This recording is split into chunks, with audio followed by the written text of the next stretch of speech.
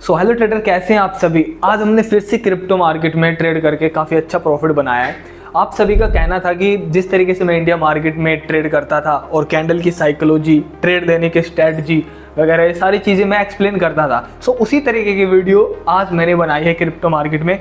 क्यों मैंने ट्रेड ली थी, ट्रेड लेने का रीज़न, सारी चीज़ें मैं इस वीडियो में आपको बताने वाला हूँ। बाकी टीपी हिट अपना काफ़ी अच्छे तरीके से हुआ है और किस स्ट्रैटेजी का मैंने यूज़ किया था, ये सारी चीज़ें, क्या गलतियाँ नहीं करनी चाहिए। जब मेरी ट्रेड जब लाइव चल रही थी तो ट्रेड को लेकर मेरे अंदर क्या क्या इमोशंस आ रहे थे वो भी जानना बहुत ज़रूरी है आपके लिए। सो वीडियो को कंप्लीट देखना। बाकी आगे मैं आपको बताता हूँ कि वीडियो में क्या हुआ है, आ जाओ। बाकी एक डिस्क्लेमर जरूर देना चाहूँगा लास्ट में कि this video is for educational purpose. ये वीडियो ओनली एजुकेशनल पर्पज के लिए है, कोई रिकमेंडेशन नहीं है कि आप क्रिप्टो मार्केट में ट्रेड करें। 100% रिस्क होता है यहाँ पर, आपको पता होगा। सो आ जाओ। सो ट्रेडर, अभी हम आ चुके हैं CoinDCX के प्लेटफॉर्म पे। तो अभी मैं ट्रेड करूँगा CoinDCX फ्यूचर में। उम्मीद करता हूँ आप जानते होंगे CoinDCX पर किस तरीके से ट्रेड करते हैं। ठीक है, अभी मैं आपको अच्छे तरीके से जो भी है समझाऊंगा। बाकी देखते हैं किस तरीके से मैं ट्रेड करने वाला हूँ अभी। और ये वीडियो ओनली एजुकेशनल पर्पज के लिए है। ठीक है, प्रॉफिट होगा लॉस होगा वो आपके सामने होगा। एंड क्या देख के मैं ट्रेड लूँगा, थोड़ा सा एनालिसिस करेंगे पहले। जिस तरीके से मैं इंडिया मार्केट की वीडियो बनाता था ना, उस तरीके से अब मैं ये वीडियो बनाने की कोशिश करूँगा क्रिप्टो मार्केट की। तो इसमें इसी तरीके से हम ट्रेड करेंगे। ठीक है, अभी ये इथीरियम का चार्ट है, इथीरियम के बारे में आप जानते होंगे। और यहाँ पर 30 मिनट के टाइम फ्रेम अभी मैंने यूज़ किया है। और मैं आईएनआर फ्यूचर में ट्रेड करूँगा, यानी कि जो भी प्रॉफिट लॉस दिखेगा ना वो आईएनआर में दिखेगा, डॉलर में नहीं। अगर आप डॉलर में देखना चाहते हो तो वो भी यहाँ पर अवेलेबल है। अगर आप देखो तो यहाँ पर मैं डॉलर में भी कर सकता हूँ, जैसे कि ये यूएसडीटी मार्जिन। लेकिन आईएनआर बेस्ट मेरे हिसाब से, आपको भी थोड़ा सा अच्छा लगेगा। और जो भी चीज़ें हैं, चार्जेस वगैरह, जो भी आपके क्वेश्चन है, वो सारे के सारे मैं क्लियर करूँगा। बाकी इस ट्रेड में मैं ज़्यादा से ज़्यादा कितना स्टॉप लॉस लूँगा, ज़्यादा से ज़्यादा इसमें मैं 2,500 के आसपास स्टॉप लॉस लूँगा। और जो मेरा टारगेट रहेगा 1:3 तक का टारगेट लेने की कोशिश करेंगे, 3-4 के आसपास। ठीक है, तो अभी इथेरियम का चार्ट कुछ इस तरीके से है। थोड़ा एनालिसिस में कर लेता हूँ और उसके बाद देखते हैं ट्रेड कहाँ बनती है। ओके, अभी मैं डेल्टा एक्सचेंज में थोड़ा एनालिसिस कर लेता हूँ। सो डेल्टा एक्सचेंज का लिंक आपको डिस्क्रिप्शन में मिल जाएगा। अगर आप ट्रेड करना चाहते हो तो डिस्क्रिप्शन में मिल जाएगा। सो अभी 2 घंटे के टाइम फ्रेम में कुछ इस तरीके से ट्रेड बनी है। ये एक ट्रेड मैंने की थी, इसमें मेरा एसेलेट हो गया था, नो प्रॉब्लम, हम इसको नहीं देखेंगे।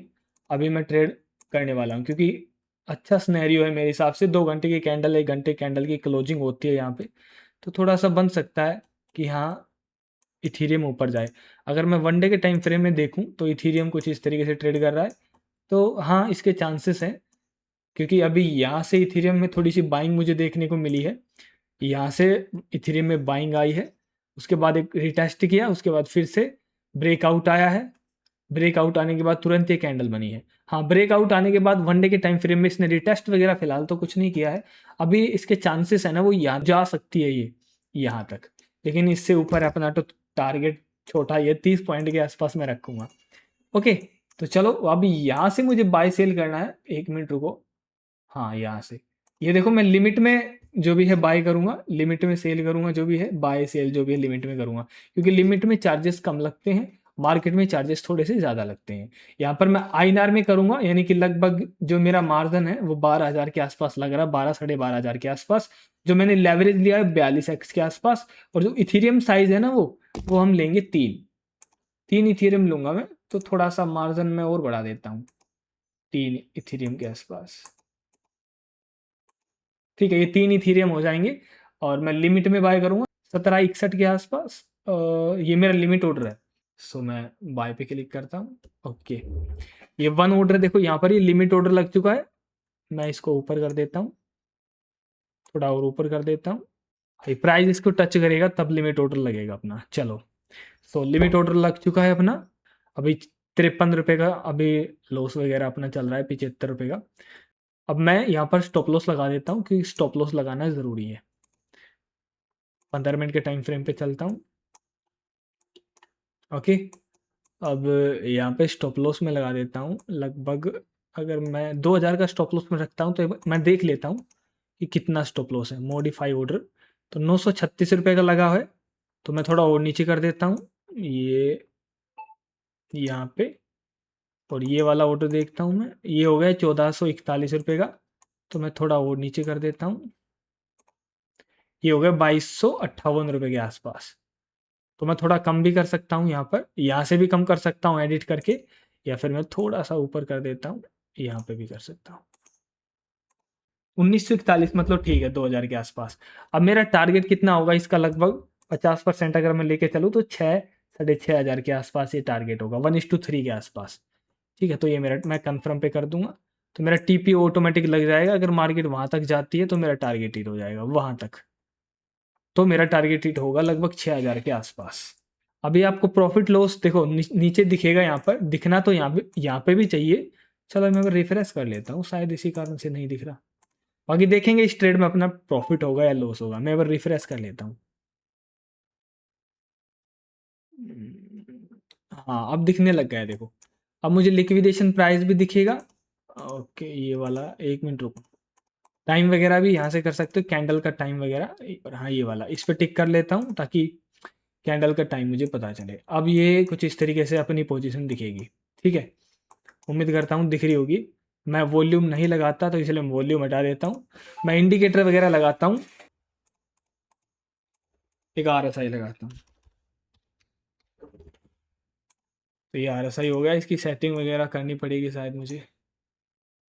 RSI की सेटिंग यहाँ से कर सकते हैं। इसको मैं थोड़ा छोटा करूँगा और ब्लैक करूँगा। ठीक है, ये हो गया। 9 में 20 में मुझे चाहिए, तो ये 20 हो गया। इस तरीके से कर देता हूँ, कलर वगैरह हो गया है। और एक 50 में के आसपास में रखता हूँ, तो इसको मैं 50 कर लेता हूँ। अब इसका लॉजिक भी मैं आपको बताऊंगा कि मैंने क्यों यहाँ से बाई की तरफ ही ट्रेड बनाई है। ठीक है, अभी थोड़ा होल्ड करूँगा मैं। अभी 40-43 रुपये का प्रॉफिट अभी चल रहा है, आप देख सकते हैं। तो ये टारगेट है अपना, 1:3 के आसपास टारगेट है ये। मतलब इस कैंडल के लो का अपना एसएल है, और लगभग 1:3 के आसपास मेरा टारगेट रहेगा। ठीक है, तो इतना ही मैं रखूँगा, इससे ज़्यादा नहीं। जो मैंने लेवरेज लिया है वो 42 लेवरेज लिया है। इसमें हम 100x लेवरेज ले सकते हैं, लेकिन 42x अच्छी बात है। लिमिट में मैंने ऑर्डर लगाया है। चार्जेस कितना है वो भी मैं आपको बताऊंगा। ठीक है, सो अभी देखते हैं, होल्ड करते हैं यहाँ तक। अगर ये जाती है तो, अगर मैं फुल स्क्रीन करना चाहता हूँ तो मैं फुल स्क्रीन भी कर सकता हूँ, ऐसी बात नहीं है। ये कुछ ज़्यादा क्लियर चार्ट नहीं दिख रहा है ना, तो इसको क्लियर हम करते हैं। देखो अब ठीक रहेगा, है ना। अब थोड़ा बेस्ट लगेगा। पोजीशन भी मैं लगा देता हूँ, लॉन्ग पोजीशन। तो अब देखो स्टॉप लॉस कितने पॉइंट का है, 6 पॉइंट का स्टॉप लॉस रहेगा। टारगेट लगभग, मतलब ज़्यादा से ज़्यादा मैं 30 पॉइंट का टारगेट रखता हूँ, और 10 पॉइंट का स्टॉप लॉस जब मैं डेल्टा एक्सचेंज में करता हूँ तब मैं इतना रखता हूँ। अगर हम इतना रखते हैं तो उस कंडीशन में क्या होगा देखो, अगर मैं इतना रखता हूँ तो मान के चलो टीपी तो मैं इतना रख लूँ 30 पॉइंट के आसपास, और स्टॉप लॉस 10 पॉइंट का। तो इसमें देखते हैं क्या होता है। तो स्टॉप लॉस देखने के लिए मॉडिफाई ऑर्डर, तो 3200 के आसपास स्टॉप लॉस जाएगा, और 9-10 हज़ार के आसपास अपना टीपी बन जाएगा। है 1:3 के आसपास वही सीन। ठीक है, तो वही सीन रहेगा, इसमें कोई ज़्यादा वो नहीं है। तो देखते हैं, मैं होल्ड करता हूँ। ओके, बाकी देखते हैं, बढ़िया ट्रेड बन सकती है अपनी ये। नीचे की तरफ आप देख सकते हो एक्टिव पोजीशन पे लेवरेज यहाँ पर चेंज भी कर सकते हो। आप यहाँ पर लेवरेज चेंज भी कर सकते हो, जैसे कि मैं इस पर क्लिक करूँगा तो बढ़ा भी सकते हो लेवरेज। अच्छा, उस तरीके से ओके, कोई दिक्कत नहीं। ऑर्डर हिस्ट्री में आप यहाँ पे जाओगे ना, तो मैंने देखो लिमिट ऑर्डर लगाया बाय। अब इसमें मैं चार्जेस बताता हूँ आपको, चार्जेस मेरे कितने लगे हैं। ठीक है, चार्जेस देखने के लिए देखो यहाँ पे क्लिक करना है। मोबाइल पे कैसे ट्रेड करनी है वो भी मैं बताऊंगा, आप कमेंट कर देना। यहाँ पे मैं क्लिक करूंगा तो चार्जेस फी सब कुछ आपको यहाँ पे दिखेगा। तो इस ट्रेड में मेरा जो चार्जेस लगा है वो 131 रुपये लगा है, टोटल जीएसटी वगैरह जोड़ के 131 रुपये मुझे देना है। 131। अब मैं जब सेल करूंगा इसको, मेरी ट्रेड को, तब शायद देखेंगे तब कितना लगेगा, क्योंकि दोनों तरफ का लगता है। तब देखेंगे तब कितना लगेगा, तो टोटल अपना देख लेना आप। तो इस तरीके से चार्जेस लगाए, लिमिट में लगाइए। मार्केट में करता ना मैं तो थोड़ा सा बढ़ जाता है, शायद 200 रुपये हो सकता था, लेकिन मैंने लिमिट में लिया है। तो इस तरीके से आप भी देख लेना। ओके, अब मैं इसको होल्ड करता हूँ। बाकी लास्ट में मैं बताऊंगा क्यों मैंने ट्रेड ली है। एसएल जाएगा तब भी बताऊंगा। देखो दोनों चीज़ हो सकती है, इस ट्रेड में एसएल भी जा सकता है, टीपी भी आ सकता है। ठीक है, जो भी होगा मैं आपको समझा दूंगा। मैं होल्ड करता हूँ। अगर मैं आपको मोबाइल पे दिखाऊं तो मोबाइल पे कॉइन DCX में कुछ इस तरीके से दिखेगा। मैं फ्यूचर पे क्लिक करता हूँ, तो यहाँ पर देख सकते हो मेरी पोजीशन। यहाँ पर सबसे बढ़िया बात ये है कि आपको प्रॉफिट लॉस आईएनआर में दिखेगा। क्वांटिटी यहाँ पर 3 इथीरियम है मेरे पास, एवरेज एंट्री प्राइस, साइज वगैरह, एलटीपी, मार्जिन कितना लगा है, ये देखो मार्जिन है 13,500 से मैं ट्रेड कर रहा हूँ। ओके, लिक्विडेशन प्राइस यहाँ पर एक्टिव पीएनएल वगैरह दिखेगा, है ना। यहाँ पर ऑर्डर वगैरह देख सकता हूँ, ट्रेड चार्ट वगैरह, और यहाँ पे क्लिक करके मैं चार्जेस देख सकता हूँ। अभी 131 रुपये लगा है अपना इस चार्ज में, मैंने ओपन किया है ना। ओपन का मतलब अगर आपने बाय किया सेल किया है उसको ओपन बोलेंगे। तो यहाँ पर ठीक है, यहाँ पर चार्ट दिखेगा। और फुल अगर देखना है आपको तो इस पर क्लिक करना है। फुल मतलब चार्ट देखना है, पोजीशन देखनी है तो कुछ इस तरीके से दिखेगी। ठीक है, ये अपना टीपी है, ये अपना एसएल है, ये मेरी जहाँ मैंने ट्रेड को एग्जीक्यूट किया है कुछ इस तरीके से CoinDCX में। ये लिक्विडेशन प्राइस है। तो मोबाइल पे भी काफ़ी अच्छा लगता है, ऐसा बात नहीं है। यहाँ पर मोबाइल पे यहाँ पे एडजस्ट कर सकते हो, इंक्रीज़ कर सकते हो, TPSL मैनेज कर सकते हो, क्लोज कर सकते हो यहाँ पर। ठीक है, और मैं जैसे क्लोज पे क्लिक करता हूँ तो क्लोज पे आप क्लिक करोगे तो यहाँ पर ना आप 25% भी कर सकते हो क्वांटिटी, 50, 75, ऐसा नहीं कि आप 100% करो, आधी कर दो। यहाँ पर क्विक मार्केट लिमिट में आप कर सकते हो, जैसे कि लिमिट में लिमिट पे क्लिक करके लिमिट प्राइस डाल देना जहाँ पर आपको सेल वगैरह करना है, तो लिमिट प्राइस डालकर भी आप सेल कर सकते हो, तो इससे चार्जेस कम लगेगा। ठीक है, तो मोबाइल पर भी आपको कुछ इस तरीके से देखने वाला है। तो ट्रेडर अगर आप अभी देखोगे तो अपना टारगेट टोटली हिट हो चुका है। अभी मैं आपको इसका लॉजिक बता देता हूँ और कितना अपना जो भी टारगेट हिट हुआ है। सो काफ़ी अच्छे तरीके से लगभग 1:3 के आसपास मेरा टारगेट हुआ है। ऑर्डर हिस्ट्री में जाके मैं आपको बता देता हूँ थोड़ा सा कि इसमें कितना चार्जेस गया है, कितना प्रॉफिट वगैरह हुआ है। सेल जब मैंने किया तो चार्जेस आप देख सकते हो 334 रुपये के आसपास ये गया है। अब यहाँ पर 334 रुपये तो ये हो गए, ठीक है, 334 तो ये हो गए। और शायद जब हमने इस ट्रेड को एग्जीक्यूट किया था तब उस वक्त लगा था लगभग, उस वक्त यहाँ पर लिमिट ऑर्डर लगाया था ना हमने, तो लिमिट में लगभग यहाँ पर ये 131 के आसपास, तो मान सकती हो 400 450 रुपए के आसपास इस ट्रेड में मेरा चार्जेस लगा है CoinDCX में। ओके, चार्जेस का क्लियर हो चुका होगा आपको। इन्वेस्टमेंट मेरी इसमें हुई थी लगभग 13,500 के आसपास। अभी टोटल कैपिटल आप देख सकते हो। प्रॉफिट मैं आपको दिखा देता हूँ, जैसे कि यहाँ पर ट्रेड ट्रेड पे मैं क्लिक करता हूँ, यहाँ पर मैंने सेल वगैरह किया था। अगर आप देखोगे तो यहाँ पर अपना जो प्रॉफिट हुआ इस ट्रेड में लगभग ये वाली ट्रेड है, ये वाली। ठीक है, फीस यहाँ पर गई है, देखो फीस आपको यहाँ पर ट्रांजेक्शन हिस्ट्री पर भी दिख जाएगी। जब मैंने इसको ओपन किया था ट्रेड को, ठीक है, यहाँ पर 131 रुपये के आसपास चार्ज लगा था। जब मैंने इसको सेल किया, सेल यहाँ पर क्लोज तो 334, तो आप जोड़ लेना कितना चार्जेस लगा है। ओके, पीएनएल यहाँ पर 10,097 के आसपास निकल के आया है। जो चार्जेस वगैरह कटने के बाद 9,762 के आसपास यहाँ पर अभी प्रॉफिट आपके सामने है। तो कुछ इस तरीके से दिखेगा। अभी मैंने ये भी आपको दिखा दिया। लॉजिक जरूर सुन के जाना इस ट्रेड में, लॉजिक की हाँ भाई क्या था। तो यहाँ पर प्रॉफिट नेट पीएनएल आपको दिखेगा, ये सब कुछ आपको दिख जाएगा। ओके, अब मैं आपको चलो समझा देता हूँ अच्छी तरीके से कि मैंने इस ट्रेड को बाइंग की तरफ ही क्यों एग्जीक्यूट किया। इथेरियम की मैं बात कर रहा हूँ, क्या इसमें मैंने स्ट्रैटेजी को फॉलो किया है। सो मैं 1 डे के टाइम फ्रेम में यहाँ पर हॉरिजॉन्टल लाइन ड्रॉ करूंगा सबसे पहले, ये वाली। ठीक है, अब ये हॉरिजॉन्टल मैंने लाइन यहाँ पे ड्रॉ की। अब थोड़ा सा मैं इसको बड़ा कर लिया। एक काम करता हूँ, मैं इसमें हटा देता हूँ, डेल्टा एक्सचेंज में समझा देता हूँ, थोड़ा सा इसमें बेटर रहेगा मेरे हिसाब से डेल्टा एक्सचेंज इंडिया में। तो यहाँ पर अगर आप देखोगे 1 डे के टाइम फ्रेम पे मैं जाता हूँ। सो 1 डे के टाइम फ्रेम पे यहाँ पर जो ये वाला लेवल है, ये वाला लेवल, इस लेवल को मार्केट ने ऊपर की तरफ ब्रेक कर दिया। मैं आपको व्यू बताता हूँ कि व्यू चेंज कैसे हुआ मेरा, सेलिंग की तरफ क्यों नहीं गया। जब मार्केट ने यहाँ पर ब्रेक डाउन किया था इस लेवल को, काफी स्ट्रॉन्ग लेवल है ये वाला, इसको ब्रेक डाउन किया। ब्रेक डाउन करने के बाद मार्केट ने यहाँ से सपोर्ट लिया। 1 डे के टाइम फ्रेम में RSI काफी डाउन में था, तो यहाँ से बाइंग आई। ठीक है, मैं तब मानता जब मार्केट यहाँ से रेसिस्टेंस लेके कंटिन्यू ये नीचे की तरफ आती है, लेकिन ये नहीं आई, कंटिन्यू नहीं आई। उसके बाद यहाँ से मार्केट ने एक रिटेस्ट किया, सपोर्ट लिया, और उसके बाद बढ़िया सा एक स्विंग बनाया, फिर यहाँ पर सस्टेंस किया, और उसके बाद इसका ब्रेकआउट ऊपर की तरफ आ गया। हम इसको कंटिन्यू तब मानते स्ट्रक्चर डाउन की तरफ है जब ये इस लेवल से रिजेक्शन लेके नीचे आ जाती। लेकिन इसने क्या किया, कैंडल की क्लोजिंग यहाँ पे की है 1 डे के टाइम फ्रेम में। जो 9 EM है इसके ऊपर मार्केट ऊपर चला गया, यानी कि थोड़ी सी ग्रोथ आई है मार्केट में। शायद यहाँ की लिक्विडिटी लेने आई थी मार्केट, जो कि इसका काम हो गया है। उसके बाद मार्केट फिर ऊपर गया। अब इतना मुझे क्लियर हो गया कि नीचे जाने के चांसेस थोड़े से कम है मार्केट के, ऊपर जाने के चांसेस थोड़े से ज्यादा है, क्योंकि मार्केट इस लेवल के ऊपर जा चुकी थी और आरएसआई भी 30 के ऊपर आ चुका था, बल्कि यहाँ पर आ गया था 45, 44, 43 के आसपास वनडे के टाइम फ्रेम में। ठीक है ना, फर्स्ट व्यू वनडे के टाइम फ्रेम में। सेकंड, 1 घंटे के टाइम फ्रेम पे मैं जाता हूँ।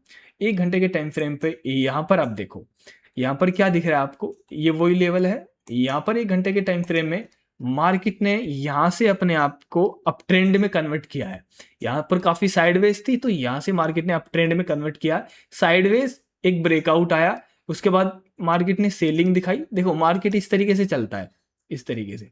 ठीक है, यहाँ का मार्केट सपोर्ट लेगा इस स्विंग का, इसका मार्केट सपोर्ट लेगा, जैसे कि ये वाला स्विंग है, तो यहाँ पर मार्केट ने स्विंग बनाया, ऊपर गई मार्केट, फिर से सपोर्ट लिया। अब यहाँ पर थोड़ा सा मेरा व्यू इसलिए बाइंग की तरफ था क्योंकि वनडे के टाइम फ्रेम पे मैंने देखा। बाकी यहाँ पर कुछ इस तरीके का सिनेरियो बना था, जो कैंडल की साइकोलॉजी अगर आप देखोगे तो थोड़ा सा उससे भी समझने को मिला मुझे कि हाँ मार्केट के नीचे जाने के चांसेस नहीं है। बल्कि अगर आप देखोगे तो 920 के ईएमए के नीचे थी मार्केट, फिर उसके बावजूद भी मैंने बाइंग की तरफ ही ट्रेड बनाई। ठीक है, बाकी कोई तुक्का नहीं था, एनालिसिस थी। अब यहां पर जब मार्केट ने 920 एमए को 1 घंटे की कैंडल में ब्रेक किया, ब्रेक करने के बाद मार्केट कंटिन्यू नीचे नहीं आई, उसके बाद एक कैंडल बनी ग्रीन, जो कि क्लोजिंग यहां पे हुई, लेकिन फिर से सेलिंग की गई और फिर से एक बड़ी कैंडल बनी, स्ट्रॉन्ग कैंडल बनी। अब इस स्ट्रॉन्ग कैंडल बनने के बावजूद भी ये एक छोटी सी कैंडल बनी है, यानी कि यहां पर इस लेवल पर कैंडल ये बता रही है, कैंडल की साइकोलॉजी, कि यहां पर सेलिंग खत्म हो चुकी है। बाइंग अभी मैं नहीं मान सकता कि बाइंग आएगी, बट सेलिंग यहां पर खत्म हो चुकी थी, इस कैंडल पर हमें ये पता चला। ठीक है, फिर उसके बाद बायर ने कोशिश की यहां पर और एक कैंडल की क्लोजिंग की। अब इस लेवल के ऊपर मार्केट की क्लोजिंग हो गई थी। अगर मार्केट को कंटिन्यू नीचे जाना होता ना तो कुछ इस तरीके से करती मार्केट, यहां पर नीचे आई तो इस तरीके रिटेस्ट करती इस लेवल का, क्योंकि ये ब्रेकडाउन किया था तो ये अब रेसिस्टेंस का काम करता, लेकिन मार्केट ने इस लेवल के ऊपर क्लोजिंग की है। जैसा कि वनडे के टाइम फ्रेम पे मैंने आपको बताया था, अगर ये कंटिन्यू करती, इस स्विंग को कंटिन्यू इसको करना था तो इस तरीके से ये आती, लेकिन इसने नहीं किया, इसने क्लोजिंग यहाँ पे की। अब इस कैंडल और इस कैंडल की क्लोजिंग के बाद मेरा व्यू थोड़ा सा क्लियर हुआ और उसके बाद फिर मैंने यहाँ पर ट्रेड को एग्जीक्यूट किया। अब मैं आपको बताता हूँ थोड़ा। उसके बाद अगर आप थोड़ा सा साइकोलॉजी पे ध्यान दोगे ना, थोड़ा सा कैंडल की साइकोलॉजी पे ध्यान दो, अगर ये नीचे आनी होती तो ये यहीं से कंटिन्यू कर सकती थी, ये इतना ऊपर क्लोज नहीं करती कैंडल, अगर हम कैंडल की साइकोलॉजी के अनुसार थोड़ा देखें। और थोड़ा सा आरएसआई को देखोगे ना तो ये भी 50 के ऊपर पहुंच गया था। तो जब आरएसआई 50 के ऊपर पहुंचता है तो बाइंग में स्ट्रेंथ बनती है, एक मूवमेंट हमें देखने को मिल सकती है और वो मूवमेंट हमने कैप्चर की है। अब ये नीचे आ रही है, वो बात की बात है। तो इसलिए मैंने यहाँ पर कहीं ट्रेड को एग्जीक्यूट किया, 10 पॉइंट का स्टॉप लॉस रखा और 30 पॉइंट का टारगेट रखा 1:3 के आसपास। सिंपल था, ये था। उसके बाद मैंने ट्रेड जो एग्जीक्यूट किया है ना, ये डायरेक्शन पता करने के लिए वनडे 1 घंटे के टाइम फ्रेम पे जो ट्रेड मैंने एग्जीक्यूट किया है वो मैंने थोड़ा सा 30 मिनट के टाइम फ्रेम पे मैं गया। 30 मिनट के टाइम फ्रेम पे यहाँ पर मैंने ट्रेड को एग्जीक्यूट किया है, मैं आपको दिखा देता हूँ। 30 मिनट के टाइम फ्रेम पे ये देखो, यहाँ कहीं मैंने जब एक छोटी सी रिजेक्शन कैंडल बनी ना नीचे से, देखो सेलिंग यहाँ पर इस कैंडल में भी आई थी, इस कैंडल में भी आई थी, लेकिन कंटिन्यू क्लोजिंग है ना हर कैंडल के ऊपर की जा रही है। अगर आप थोड़ा सा देखोगे तो ये वाली जो कैंडल बनी थी ना, रिजेक्शन, नीचे से रिजेक्शन वाली कैंडल, तो इस कैंडल के आसपास मैंने ट्रेड को एग्जीक्यूट किया था। यहाँ पे मैंने एसएल रखा और 1:3 का टारगेट रखा। 1:3 टीपी रखने का कारण इतना क्या है, वैसे मैं रखता हूँ 30 पॉइंट के आसपास ही, बाकी यहाँ पर एक रेसिस्टेंस था, इसी कारण से ये 30 पॉइंट के आसपास मैंने इसका टारगेट रखा, क्योंकि यहाँ पर ये रेसिस्टेंस था, कंसोलिडेट मार्केट ने यहाँ पर किया था। यहाँ की मार्केट ने अभी लिक्विडिटी ले ली है, तो अभी मैं नहीं कह सकता कि ये ऊपर जाएगी नीचे जाएगी, क्योंकि शायद ये नीचे आए, क्योंकि इसने अभी देखो यहाँ पर लिक्विडिटी भी यहाँ पर ले ली है, स्लीप कर दी है, तो अब इसके बाद मार्केट यहाँ पर ट्रेड कर रहा है। तो सिंपल सी इस तरीके से मैंने कैंडल की साइकोलॉजी को थोड़ा सा समझकर, चार्ट प्राइस एक्शन को थोड़ा समझकर, तब मैंने इस ट्रेड को एग्जीक्यूट किया। इसके साथ थोड़ा सा मैंने ईएमए को थोड़ा सा, अगर आप कहो तो मैंने यूज नहीं किया ईएमए को, मैंने यूज थोड़ा सा किया आरएसआई को, कैंडल की साइकोलॉजी को और थोड़ा प्राइस एक्शन को। ये मैंने इस ट्रेड में यूज किया है, जो कि अभी आपके सामने है, जो कि अच्छा हमें जो भी है मिला है, जो भी। ठीक है, तो इस तरीके से मैंने इस ट्रेड को एग्जीक्यूट किया था। क्लोज ऑटोमेटिक हो चुकी है, टीपी अपना हिट हो चुका है।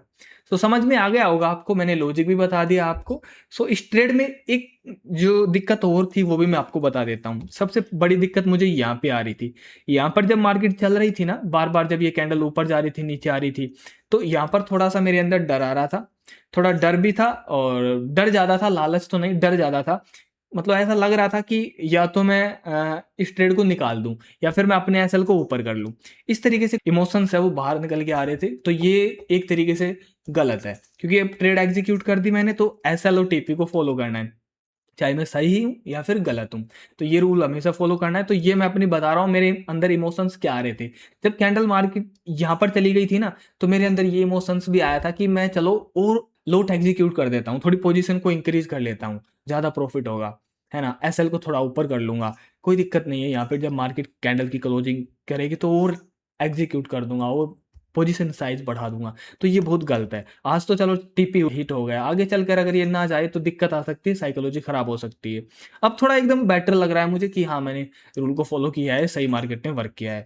तो इसी तरीके से आपको भी करना है। तो अगर ये बीच में कोई मिस्टेक मैं कर देता हूँ, मान के चलो पोजीशन और बढ़ा देता हूँ, क्वांटिटी और इन्वेस्ट जो भी है लोट इंक्रीज कर देता हूँ, एसएल नीचे कर देता हूँ, टीपी ऊपर कर देता हूँ, तो फिर वो गड़बड़ हो जाती है। फिर उस तरीके से रूल के अकॉर्डिंग वो फिर नहीं बैठता फिर सिस्टम, फिर उसके बाद साइकोलॉजी खराब हो जाती है और फिर पूरा का पूरा सिस्टम खराब हो जाएगा।